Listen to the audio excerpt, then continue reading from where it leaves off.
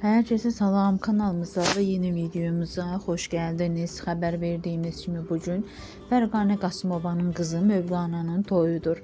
Toydan yeni görüntüler gelmeye devam edir. Belə ki, Fərqanə Qasımova kızının toyunda kızı ilə beraber rəqs edib. Qonaqlarla da maraqlanıb. Həmin görüntüləri sizlərə təqdim edirik.